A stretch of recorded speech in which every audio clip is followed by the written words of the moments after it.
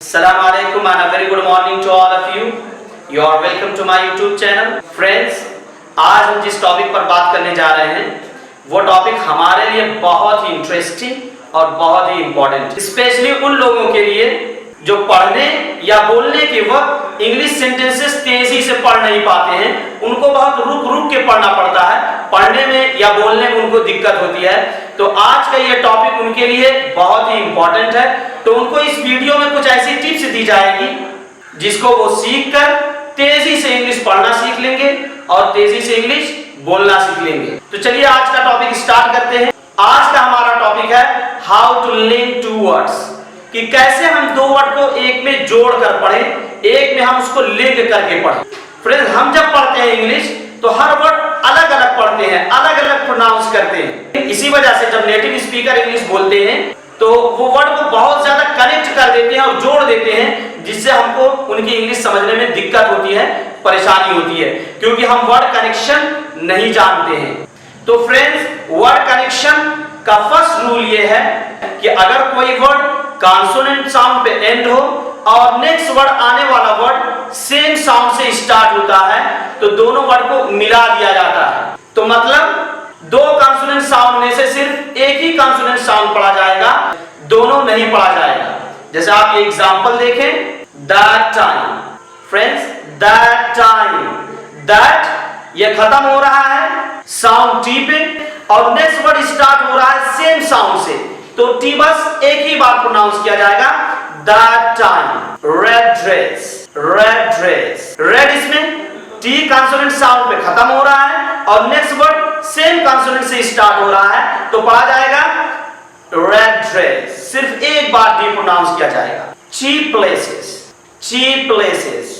Feel like, feel like. Bad day, bad day. Both the window, both the window. Best tomato, best tomatoes. Tall lady, tall lady. आगे हम लोग इसको sentence में use करते हैं। She bought a really nice red dress. Friends, इसको word connect करके पढ़िए।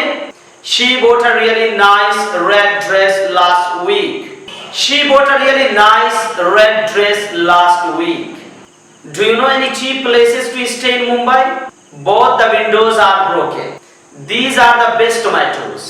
हमने कहा है अगर दो कॉन्सोनेंट साउंड एक तरीके के आ जाए, ये नहीं कहा है कि अगर दो कॉन्सोनेंट लेटर एक जैसे आ जाएं, तो अगर सिर्फ साउंड एक जैसा है तो वर्ड कनेक्ट होगा। जैसे look cool, look cool. Nice sofa, nice sofa. Quite tall, quite tall. You look cool in this dress, you look cool in this dress. That's nice sofa. He is quite tall for his age. तो friends, ये rule 1 था जिसमें हमने सीखा कि अगर एक word किसी कंसोनेंट साउंड पे खत्म हो और next word same consonant sound से स्टार्ट हो रहा है तो सिर्फ एक ही बार वो प्रोनाउंस किया जाएगा। रूल नंबर 2, अगर दो कंसोनेंट साउंड सिमिलर हो, एक नहीं हो बल्कि सिमिलर हो, तो भी दोनों वर्ड को कनेक्ट कर दिया जाता है। Z और S दोनों का साउंड सिमिलर है, जहां से Z निकलता है ऑलमोस्ट वहीं से S भी निकलता है, इसलिए दोनों का साउंड सिमिलर है, तो एक ही पढ़ा जाएगा, दोनों नहीं पढ़ा जाएगा। जैसे आप ये एग्जांपल देखिए, cheese sandwich.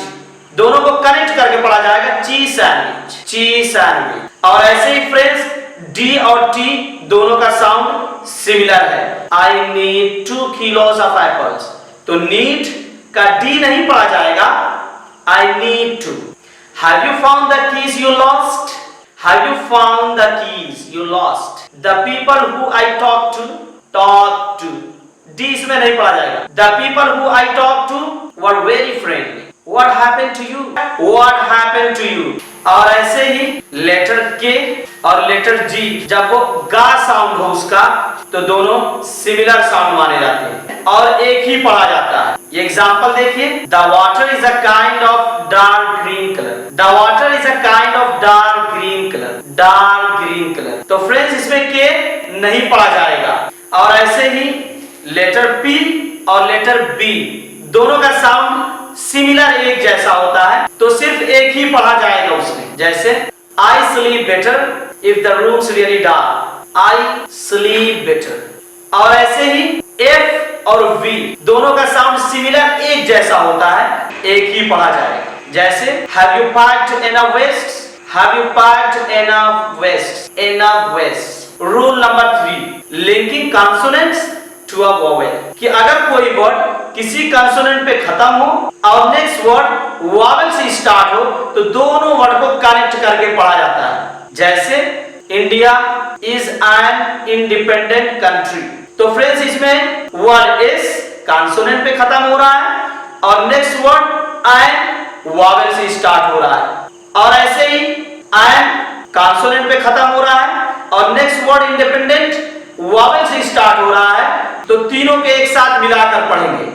India is an independent country, is an independent country, India is an independent country.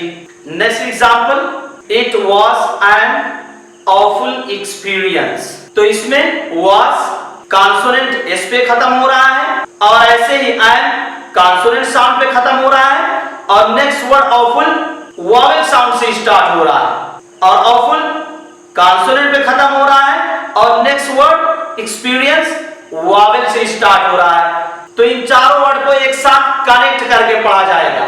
जैसे it was an awful experience, it was an awful experience, it was an awful experience. Next example, the girl who was injured in the accident is now in hospital. तो friends इस rule के हिसाब से चलिए हम दो word को connect करते हैं। The girl who was injured in the accident is now in hospital. The girl who was injured in the accident is now in hospital. Next example, I don't like people who are never on time. So never consonant sound r पर खत्म हो रहा है और next word on vowel o से start हो रहा है, तो दोनों को मिला के पढ़ा जाएगा। I don't like people who are never on time. I don't like people who are never on time. तो फ्रेंड्स यह टॉपिक यहीं पर कंप्लीट होता है। अगर आपको ये वीडियो अच्छी लगी हो तो please like, share, subscribe and press the bell icon.